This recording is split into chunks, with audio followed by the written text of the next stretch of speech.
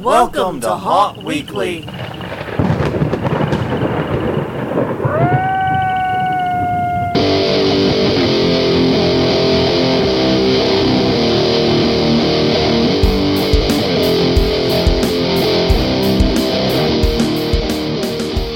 Hello everyone, I'm Jonathan. I'm Crystal. And this is Haunt Weekly, a weekly podcast about the haunted attraction industry, focusing everything from mega haunts to home haunts.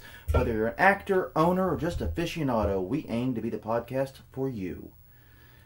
Hi, I tightened it. You see what I did Yes. there? I made it smaller. Thought I did pretty good. Yes. Yes, but okay, well, it is episode 12. Yes. And that means it's divisible by 4, so it must be a news week. It is a news episode. We're doing the news. Yeah. The news show. The newsies. The news stir. Let me stop you there. Yeah, please. All right. We are recording this in mid to late February. Yeah, it's a short month, so it's hard to tell. Yeah, well, it's a leap year. It is Yes. a leap year. But yes, I am automatically very confused. Obviously, it's not the busiest season for haunted attraction news, but we still have a lot of stories to go through. Right. I'm actually quite impressed with the load of news we discovered. Yeah, who knew? So, do you want to just jump right in and start talking about the stories, or anything you want to jump over first? We really should have coordinated that part. We probably should have, but we're so professional. Such we didn't professional, even, yeah. talk about it. So professional, recording in our guest bedroom. But yes, okay, the first story this week, actually we start off on a very sad note. Yeah. Legends, a haunting in Old Town, that's the name of a haunted attraction, is closing its doors for good. As they say, all legends come to an end. Legends was a year-round haunted attraction, which is something of a rarity in this industry, as we'll be discussing further in just a moment. Yes. But it opened in October 2013, and it was in Kissimmee, Florida. Apparently, I've never been to Kissimmee, so I'm kind of shooting blind here. But my understanding is Old Town is a bit of a shopping/carnival district with lots of attractions and rides and things, and apparently it's been going through a rough time. Right. Reading the story, it reminded me of the pavilion, boardwalk and the pavilion and Myrtle Beach. Beach. Yeah, that type of thing. It's been going through a rough time lately, and Legends has decided to close its doors for good. Now, they did say they are thinking about possibly selling it, right, if they can, or moving it if they can, but the attraction as is will be closed. They've been unable to find a buyer, apparently, and this is sad. Yeah, and basically the article that we're reading from... Yeah, it's Eric from Behind the Thrills Theme Park blog broke this one. Right. I love the blog name, by the way. I just want to throw that out. Yeah, basically, from what I can tell, is that the other shops and things in Old Town closed and have been shuttered, and that's why this is going away. There's just not enough foot traffic anymore. And not enough foot traffic? How do you get foot traffic? I corrected myself, I thank you. I know. I am a jerk. Yes. What else is news, right? Uh-huh.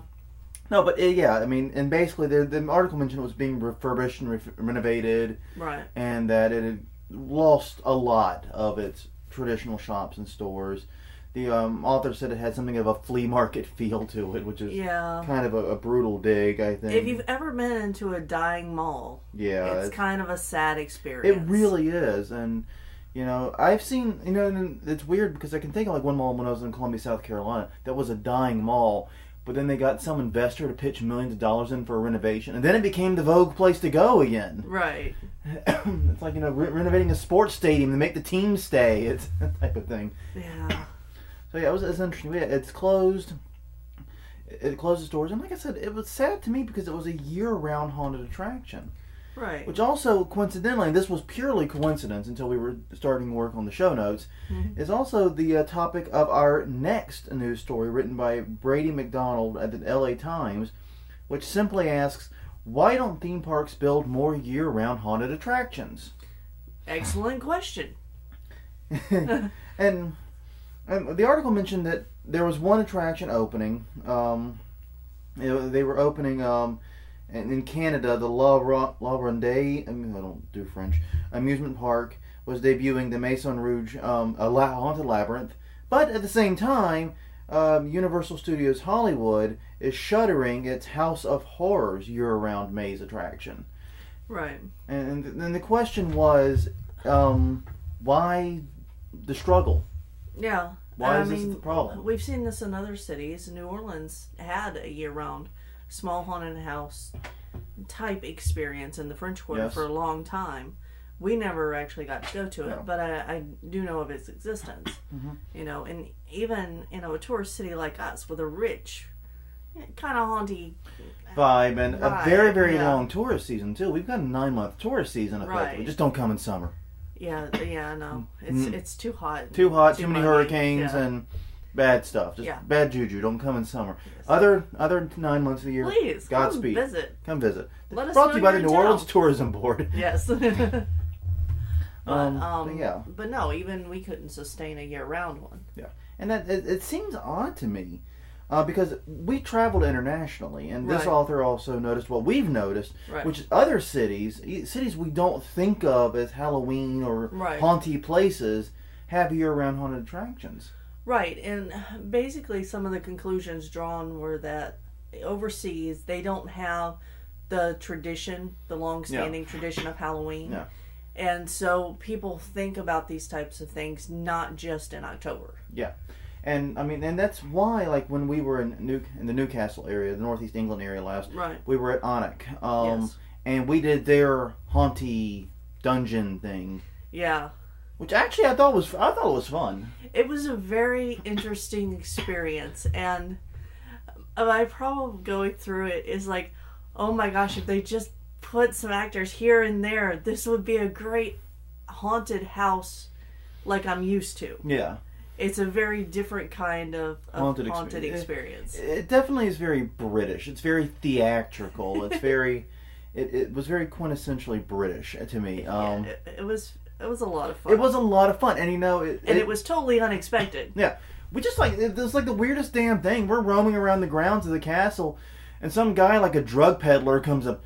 Hey, guys, you want tickets to the haunted attraction? It's like, there's a haunted attraction here? Awesome. We basically mugged him on the spot. If he wasn't going to give us the ticket, he was going to give us the ticket. Yeah. Yes. Last ones for the day. So they were doing brisk business, and that was in July? Yeah, that was in the middle of June or July. June or July, July. And then when we were in Budapest, we had the Caves of Underneath Budapest haunted attraction. Right. Which was loosely... Dracula-ish. We didn't actually get to see the last room. Yeah, we almost got locked inside the caves underneath Buddha Castle. We did have, some fun accidentally scaring the other tour group.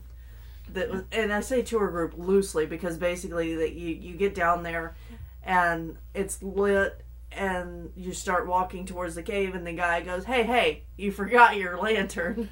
Like one of those old rickety gas lantern things, and I'm looking around and it's bright. And I'm like, come on, you sissy! I can see fine. Then you round you round the corner. Exactly, pitch black. Poof. Like, we need more lanterns. Yes. How about some actual flashlights? Or maybe some stakes on the wall that light up, old something, stuff. Anything. My God, it's dark down there. Yeah. It was great though. But there's these year-round haunted attractions at all these other places. Right. And they seem to do brisk business. And I do think that we do have a mentality in the U.S. that haunted houses are for Halloween. And Halloween only. And in a way, I guess that's... I remember, and the statistic comes up every year, for decoration, Halloween is the second biggest holiday. Right. Behind, obviously, Christmas. Yeah. And it's one of the most important commercial holidays, even though we tend to not think of Halloween as a commercial holiday. We're okay. It still is. Yeah. And that's... Well, I'm wondering if it could be marketed as something different, instead of calling it a haunted house. Yeah. Do I don't know, an interactive bed and breakfast. Okay. Well, something like that. And the point you make is interesting because... Maybe it's a branding deal. Well, and it's interesting because here in New Orleans, you talked about how we don't have a year-round haunted attraction. it shuttered, but we have a megaton of haunted tours, vampire tours, graveyard tours, ghost tours. Yeah. Every kind of spooky tour you can fathom. And those run literally 365 days a year. And they're always booked. And they're always booked up. I mean, so there's got to be a market, there's got to be a way to solve this. Now, he said, and getting back to the article here. Sorry. This is a news show, I swear. We're not just talking about a topic and running with it. I swear we plan to cover news. But no, the author said that the tradition of it is very strong in North America now, right? U.S. and Canada, and it's increasingly getting strong in other countries. Australia is developing its own Halloween tradition, and I remember hearing about it developing in England when we were over there. Mm-hmm. But also just simple manpower cost. It takes a lot of people to run these year-round attractions. You have to employ basically a dozen to several dozen actors full time to keep one of these running. Where a ride, you give the high school dropout the right to push a button and start it. That's a slight exaggeration. It's a joke, but the point is you don't have to hire as many people for a ride as you do for a haunted attraction that's actor driven. Yeah, that's very true. Now, this does raise a second question, though. When we were at Eckert's Fun Farm, yes, we actually saw it. I know it's not a haunted attraction, but it serves the same purpose. If you believe the purpose of a haunted attraction is to surprise, startle, and entertain your guests, yes, it serves the same purpose, correct? Yes, correct. Yeah. And it was, I can't remember the name of it, but it was a year-round one, Unmanned. Yeah. Completely unstaffed. Somebody's somebody weird shack of stuff. Yeah, it was. that sounds right. Yeah, that's pretty much what it was. But it was very interesting. You'd roam from scene to scene. Right. You would activate. You would push a button to activate it. Props. There'd be sometimes sparks activating behind you. There was a lot of neat stuff there, and you know what I mean. It's. Yeah, well, and I think, too, that it was helped by, once again, being unexpected in the place we were at. Yeah. Because we didn't expect to find anything other than, the haunted hayride we were there for. Yeah, and other regular stuff. Yeah. They festival had... type of Festival, atmosphere. yeah, fall fest type stuff. And it was Uncle Aubrey's Funhouse was the name of it. I looked it up. Uncle Aubrey's Funhouse was the name of it. But yeah, we just expected fall festival stuff, and we just literally, without knowing what we were doing, walked right into a haunted attraction. It was kind of badass. Yeah, we were looking for the restrooms. That's a building. Let's go see if that building is And then, it was really interesting, though, that idea of an unmanned haunted attraction and what you can do with it. Right, and, it only let one group of people in at a time. The door closed behind you. Yeah. They had the system down pretty good. Your group would go in. You would walk into if you think like a airlock system. Right. Your group would walk into one room. You'd hit a button to start the TV playing. It would start the TV playing, and it would shut the door behind you. So now you're trapped in the room. Right. You watch the little video thingy. Then the door to go into the haunt opens, and then you enter. Right. So yeah, it was very, very cleverly done. Mm-hmm. And also, another thing this article doesn't talk about, it briefly mentions, is state fairs and so forth have haunted rides. Yeah. The little funhouse haunt, on the ones on rails. But once again, those are not actor-driven. Right. They are prop-driven. They are spooky-driven type things. And I mean, like, Disney has a haunted mansion open every day of the year. But once again, not as actor-driven. It's not as people-driven. Right. So I think that people-driven element, it's just expensive to have that many people running a haunt. Yeah, well, I mean, you could always be, like Leonard Pickle back in his opening days. Yeah. Where he was in the Myrtle actor. Beach, yes. He was everything. He took the tickets, and then he let you in, and then he would, because he had the way he described it was, he had a very skinny unit, like in a strip mall. Right. And it had two doors, a right door and a left door, and the ticket booth, and it's like an old-timey theater. Mm-hmm. And you would take your ticket, you'd go in the right-hand door, and then as you went in, he would disappear, leave the ticket booth, go back, run all the scares, and then come back and take more tickets. Yep. And whatever works, you could do that, I guess. But yeah, that's the challenge of a year-round haunt, is staffing it. Yeah. and surviving those costs. So while I am sorry to see Legends, a haunting in Old Town, close its doors, I think it's understandable why. And I do think tradition does play a role. Yeah, and if anyone does know of any successful year-round haunted houses in the U.S., please let us know. Yeah. Because we would love to, see if we're ever in the area, if nothing else. Yeah, I'd love to check some of them out. It's pretty cool. Now, skipping ahead to our next story, and now we're completely leaving year-round haunting behind. Going back to seasonal haunts. Yes. The Darkness. Yes. Has announced that it will stay in St. Louis. For now. Yes. At least. Now, we actually went to the Darkness for the first time last year. And really, really had a good time with it. Definitely thought it was an interesting haunt. I had not even heard rumors it might be moving. Yeah, I thought I had seen something about it looking to open another attraction in a different city. Yeah. But I didn't realize that would mean closing its doors in St. Louis. Yeah, they are opening one in Indianapolis in 2017. Right.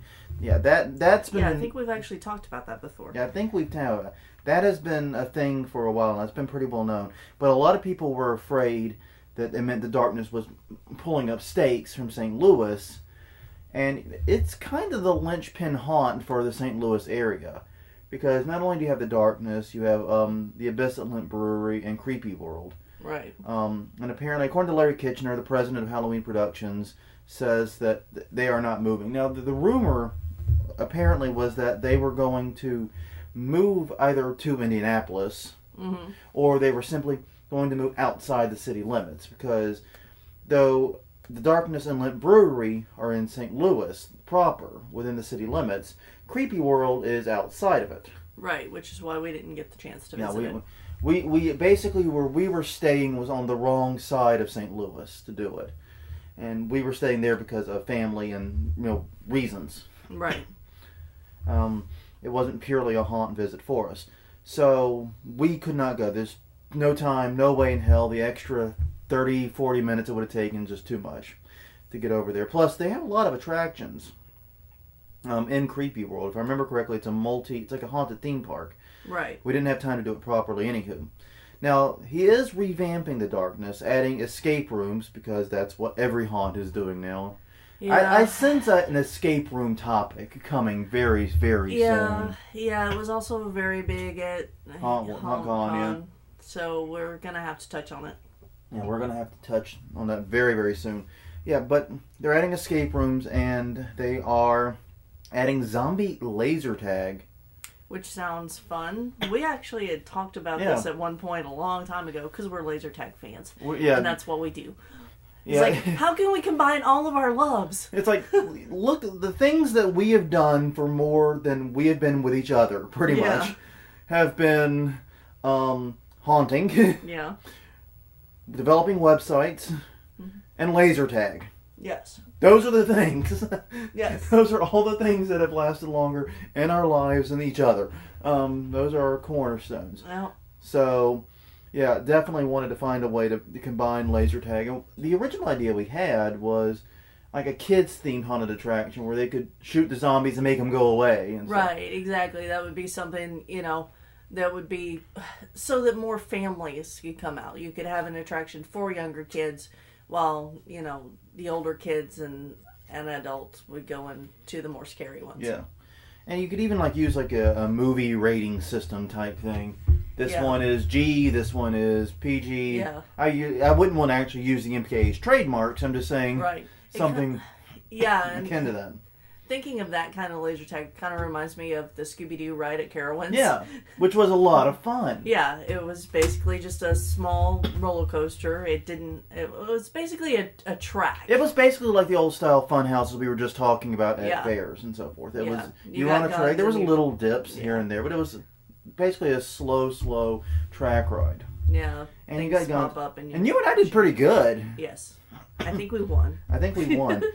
We did pretty good at that. But yeah, so he is apparently expanding, though, at the current location. And that is great news for St. Louis. Yes. After all, they've already lost one beloved franchise in the city. They didn't need to lose another this year. Yeah. Tough times in St. Louis. Sorry to all fans of the St. Louis Rams. However, there was some frustration vented nonetheless, according to this article.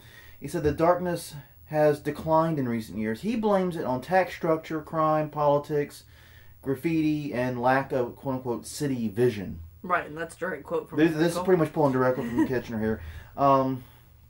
Yeah, that's... I don't know what to say about that. I don't know enough about the situation, but... But whenever we were headed towards it... Yeah. And Ellie, who's from that area, or Yeah. lived there for a long time, realized we were going through some pretty sketchy neighborhoods to get there. Yeah. And it's really weird, especially when you go to Limp Brewery for the Abyss. Yeah. You feel like you're not in the best place. Yeah, but strangely enough, I felt like that was a better place than where the darkness itself is. Yeah. But I also felt that the Abyss was treated as an afterthought. Yeah. As far as like the lighting outside and all. Anyway, that's another show. That's a separate art. That's a whole separate story. But no, the thing about this, I love the article mentions that neither the Abyss nor Creepy will be available. You can't relocate the Abyss at Limp Brewery. No, it is at Limp Brewery. That is the damn name. And believe me, you're not going to find a cave structure like that just floating around for you to use in a haunted attraction anywhere. So no, the glimpses we got were great. Yeah, and I mean there are other places with haunted caves. I'm not saying there aren't. They're just not many under cities. Right. Well, unless you're in Budapest. Oh yeah, and then they literally build stuff into the caves. But yeah, I mean it was an interesting story. And I'm really, really happy for St. Louis on this one. Not moving. Everyone breathe a sigh of relief. I mean, and also, this also impacts, Chicago, this also impacts, Transworld.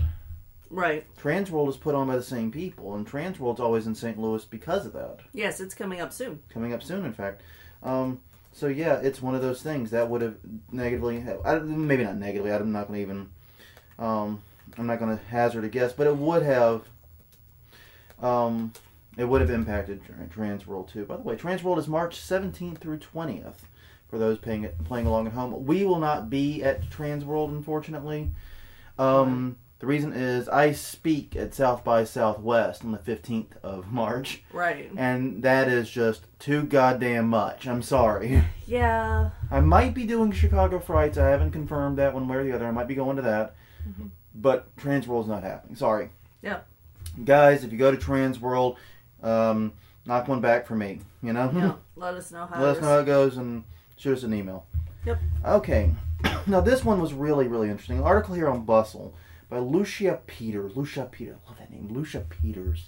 Mm-hmm. It's just a nice name. Is this creepypasta no in-house real? The haunted house legend goes a long way back. Okay, everyone in the haunt industry has heard this damned urban legend. Yeah, I heard it growing up, and I was hearing about it being in Texas. I heard about it being in, like, Chicago. In fact, one of the haunted houses mentioned in here that says, no, this isn't who we are. Yeah. The 13th floor, I believe it was, in Texas. And 13th Gate also had to put it in there here in Baton Rouge. But I had heard that was the one. Yeah. That, had it. Okay. The urban legend, for those who haven't figured it out, is that there's a haunted house that you can, if you go through, you will either get refunded your ticket, you will get tons of cash, prize money or something if you're able to complete it. Right. Sometimes the haunt is called Unbelievable Thing. I had not heard that name for it, by the way. But supposedly it's the haunt where, you're too scared to collect if you do finish it or whatever. Right. And and apparently, and I did not know this, it goes back to at least the mid-1980s. Yeah. I did not realize it went back that far. Yeah. I thought, and in fact, Leonard Pickle... It makes sense because I was a kid in the 80s. True. So, I heard about it. And Leonard Pickle says he was asked about it, and while he was running a ticket booth, probably the Myrtle Beach haunt. Actually, this was his Texas haunt. Oh, Texas haunt, okay. Mm-hmm. In 1987. Yeah, he was in the Dallas area. So, yeah... basically they confirmed in this article that no, it's not real. They really didn't say where it got started. Well, like most legends, it's really hard to pin that down. Yeah. And You know? I think it's hard to pin down in large part because I think it may have started simultaneously in multiple places. Right. And, who's going to be able to tell where the long path versus the short path legend got started about us? Yeah. And what Crystal's describing is, I worked front of house at our little haunt, and last year, it's a haunted attraction. There's one path. Everyone knows this about haunted houses. It's in a garage. It's in a garage. There's one flipping path, people. But, I mean, I'm up there, I'm in my character, my Bernie character, doing my razzmatazz, my thingy, and it's cute little, God, such an adorable little boy. You know what I mean? Yeah. Comes up, he tugs on the coattails of my jacket. Says, Mister? Yes? Are we going in the short way or the long way? And I just had nothing. Yeah. I'm usually one of the best in the world at staying in character. People who know... In fact, I have trouble dropping character after I'm done. Yeah. I annoy the hell out of her by continuing Bernie, sometimes for hours after it's over. Well, I don't know if annoy is the right word, but yes. And you also pick up characters from movies. Yes, I do. But apparently, there was no personality change when I went to see Deadpool. I probably should be very worried about what that says about me. Did not improve or alter my personality. Little boy. Anyway, and I basically what do you mean? And he's like, well, there's the short way where you're all safe, and then there's the long way they actually try to get you and hurt you, and I'm like, dude. I'm thinking to myself, dude, well, long way it is. Go on in, boys. What do you do? How do you play that? But yeah, the urban legends, and the thing about it is this. I was thinking about this when I was reading it. Mm-hmm. When this legend got started, it was a pretty pivotal time for haunted attractions. Right. Because we were getting away from the church and the JC haunts, and haunted attractions were becoming more professional affairs right then in the early to mid-'80s. Right. And so with that comes, its own set of legends. And a shift. And maybe haunt marketing had something to do with it. Yeah. Maybe something like that happened. I don't know. But regardless, it's interesting that they actually were able to trace this back to roughly when it started. Yeah. It is a great marketing tool to just have some random no-name haunt out there. So you try to go to all of them to figure out which one you're going to win your $500 at or whatever. Yeah, and they also described a version of the myth I had not heard. Yeah. Which is a customer who supposedly finishes the haunt but is too scared to collect.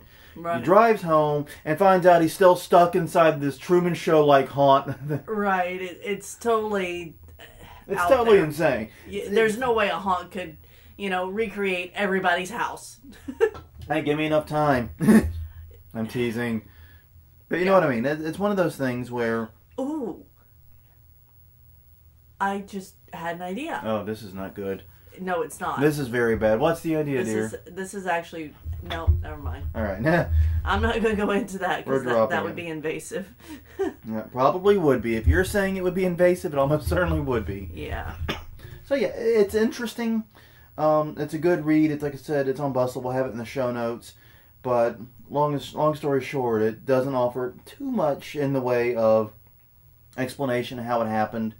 But it's a really, really fascinating look at a creepypasta. I don't like the term creepypasta. I'm sorry. Yeah. I'm not digging it. But a creepypasta that has been around for almost 30 years now. At least 30 years now. Yeah. Well, shifting our focus to a new documentary. Yes, the Blackout Experiments. I thought you were going to talk about The Witch. Yeah. The old Set me flippity up. flammity Yes. switcheroo. Yes. Anyways, yes, The Blackout Experiment. She spoke true. This is an article by Brian Bishop at The Verge, and takes a look at a new movie called The Blackout Experiments, which talks about the blackout. Big surprise there, right? Yeah, it's supposed to be a documentary-style film following some patrons of the Blackout, from what I can tell. Yeah, and it's directed and edited by Rich Fox. It focuses on the Los Angeles one. There's a Los Angeles Blackout, there's a New York Blackout. Right. This takes place at the LA one.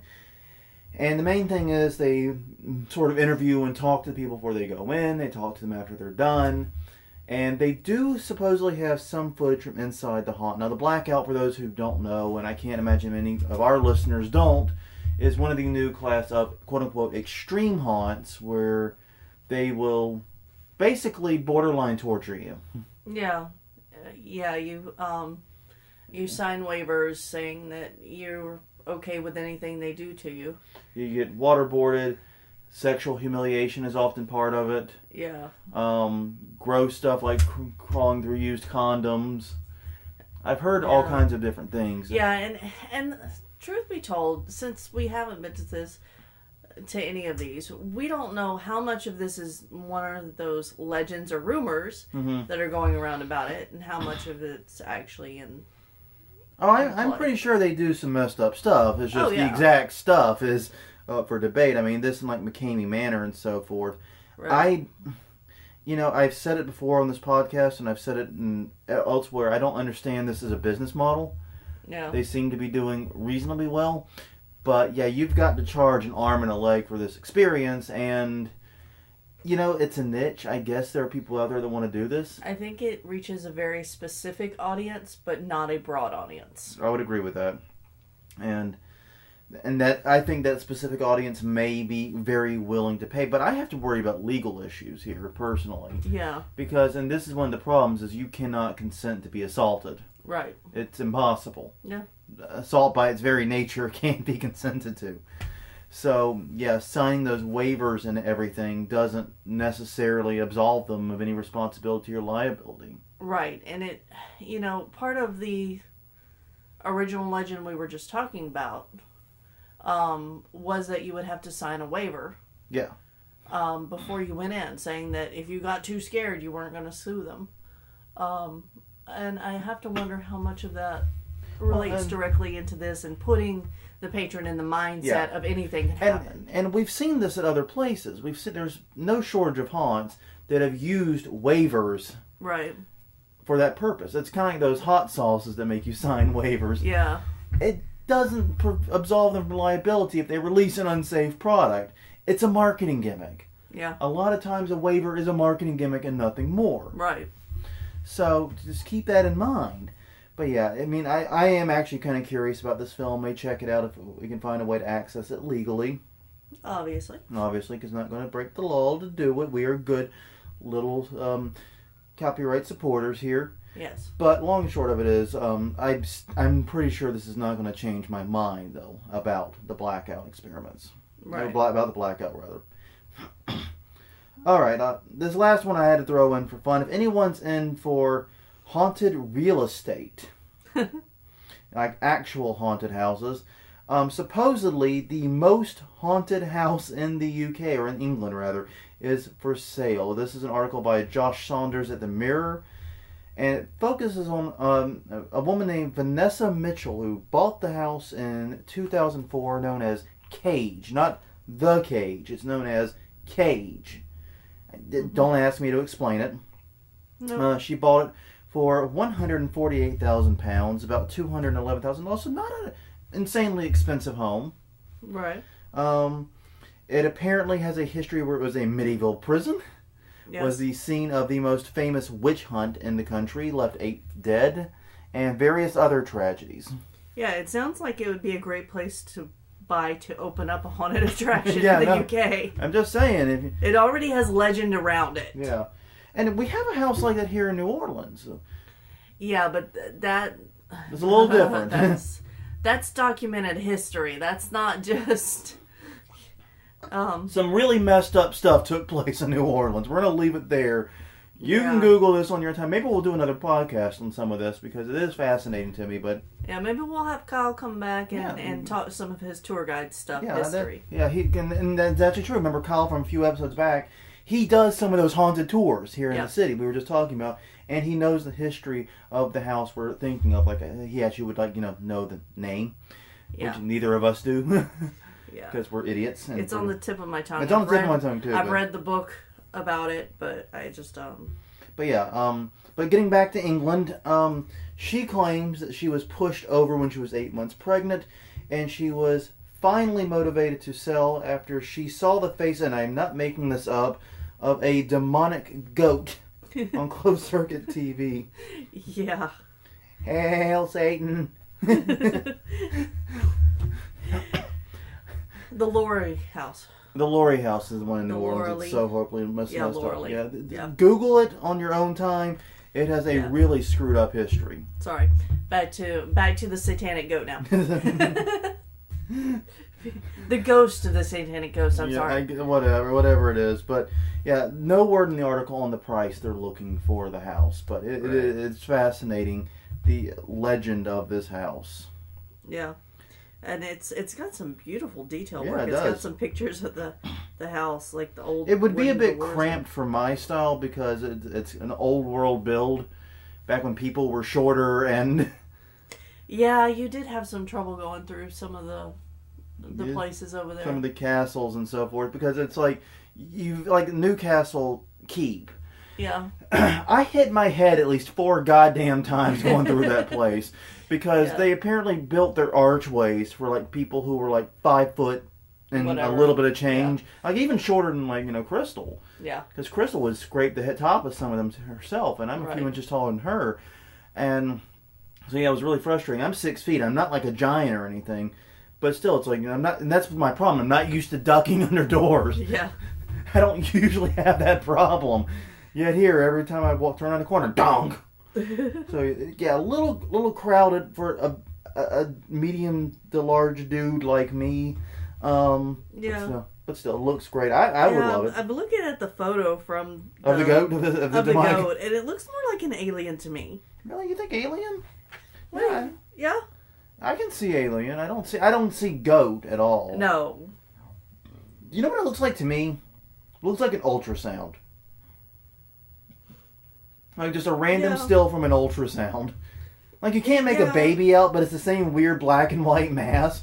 Yeah, or like fog rolled in and light hit it. Yeah, I can see alien though. Alien with very sharp features for what I think. Once it was cleared up. Now the original, it just looks like fog and stuff. Yeah, but then they photoshopped it to really bring out those goat-like features. Yeah, that's anyway. She sees a demonic goat. She's selling the damn house. That's what it comes down to. Basically. Real fast, a couple of other odds and ends being released. I think it's in theaters now. It's in theaters now. The Witch, and I have been hearing amazing things about this horror movie. Yeah. I don't know all that much about it, but it's not often a horror movie makes a lot of buzz these days. And it's routinely being called the year's scariest film. Yes, and considering that we're in February, it might be true for so far. Yeah, it might be. It stars Ralph Ineson, Kate Dickey, Julian Richards, basically a bunch of people I don't know, but that's kind of common in horror films. Yeah. And it was shot on an estimated $1 million budget, so which is pretty low budget for Hollywood production. Yeah, it's fairly low budget. So I'm interested. I don't know if I'm going to check it on theaters or wait for it to arrive in some kind of home viewing, but it's definitely been getting a lot of attention. Yeah. And finally, I found this one interesting. Sam Raimi of, I'm choking on my own spit here, of horror movie fame, is now doing car commercials. Yes. For the Chevy Malibu. Makes perfect sense. Yeah, it actually kind of does, because the commercial itself has like the effects like a breaking mirror and some general horror movie effects. He actually has been branching out and doing a lot more than horror movie. Well, yeah. I mean, yeah, we know him from like Evil Dead and so forth. I didn't hear said Night of the Living Dead, which that was not him. But yeah, he did Evil Dead, and of course, actually I think he directed the first episode of Ash and the Evil Dead, the TV series. But yeah, he's also done like some work with Spider-Man and some other stuff. So yeah, he's expanding, but still. Yeah. But it's still interesting. He's branching out into car commercials. So. Yeah. So yeah, that is all the news we've got. We have a little bit of time at the end of this podcast. Any of these topics you want to discuss a little bit more? I'm thinking back on the issue of the Yearround Haunts, though. Right. And the challenge of keeping them open, and wondering if there's a way, like, because you got me thinking about this when you talked about it being a marketing problem. Right. If maybe there is a way to Yeah. rebrand a year-round haunt as something other than a haunted attraction. Well, and I think that's what a lot of these haunts are trying to do with the room escapes, is because now it's no longer a haunted attraction. Yeah. It's an escape the room. It's a team scenario. game. It's Yeah. Yeah, maybe that's it. We have this weird association with walking through a haunted attraction, a traditional haunted attraction with Halloween, but other spins on it can be something else. Right. I'm surprised that like arcades for kids, Yeah. like here locally, Laser Tax, Yeah. Adventure Quest, and things like that, haven't started doing escape rooms. Yeah. Because it seems like that would be a place that it would fit more, because they're year-round operations. Mm-hmm. But it also makes a lot of sense for haunted houses. Well, escape rooms are particularly good for haunted attractions because they require less staff. Mm-hmm. Going back to that being less staff intensive. Right. And they provide a very good value to the customer. Yes, they're more expensive, but where, like, for example, the 13th Gate, we're able to go through it in about 20-ish minutes, usually.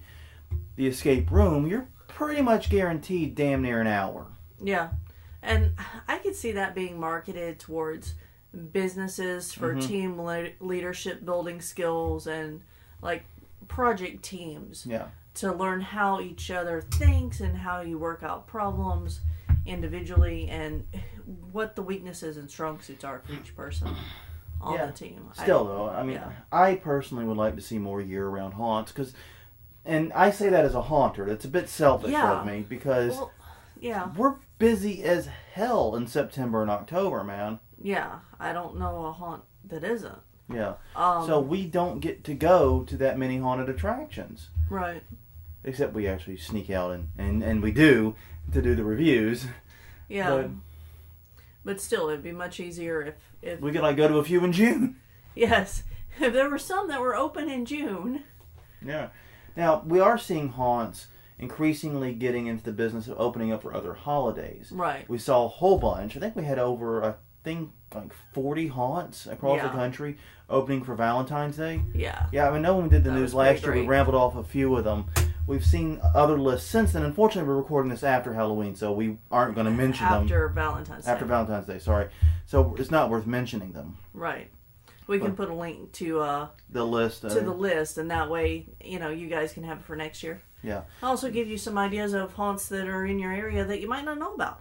Yeah, it's really interesting seeing them open for Valentine's Day.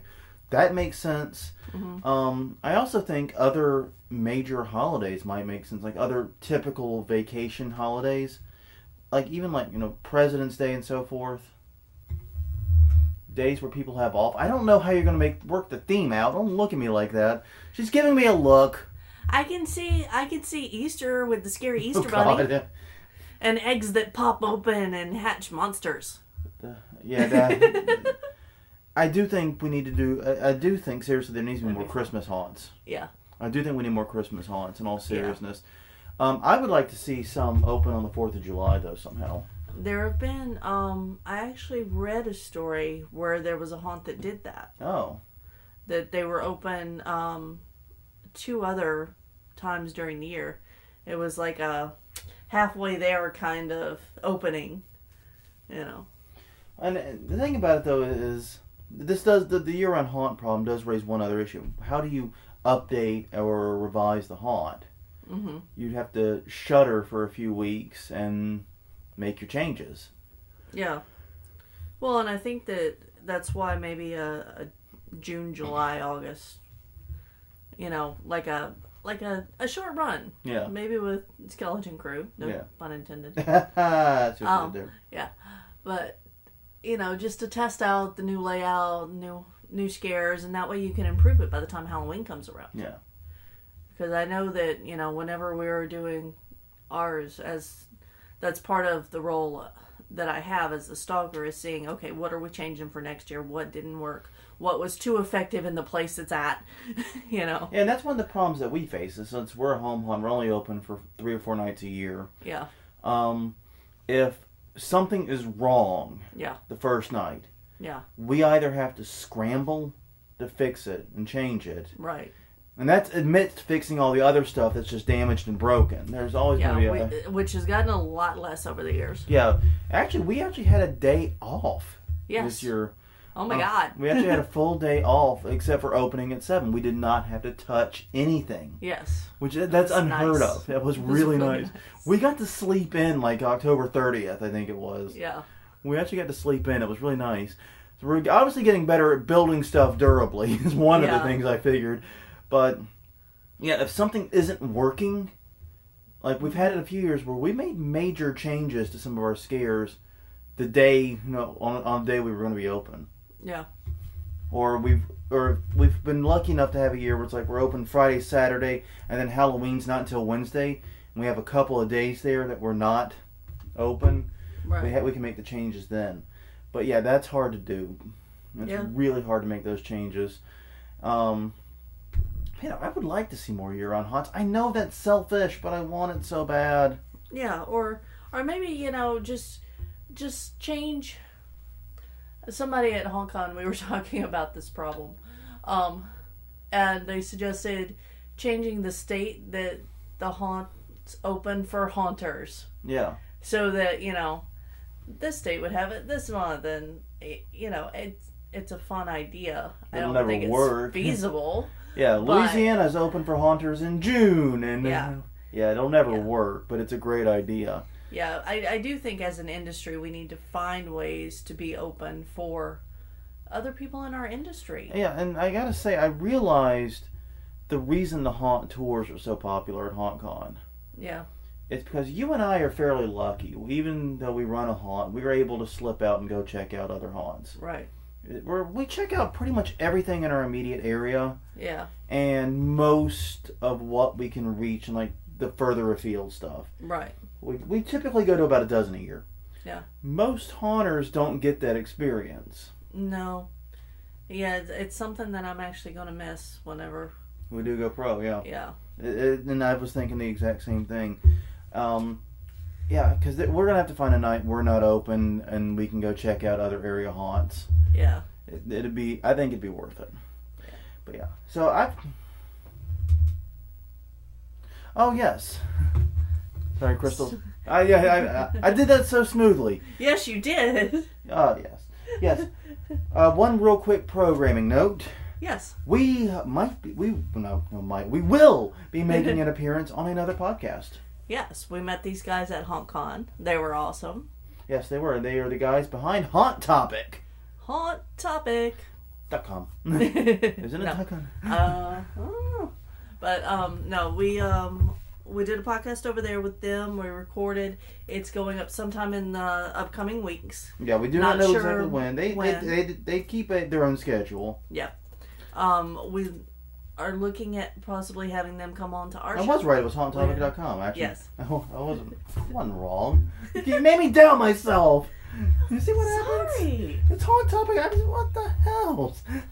Anyways, yes, Haunt Topic, 1T. Yes. Haunt Topic. Yes. Haunt Topic.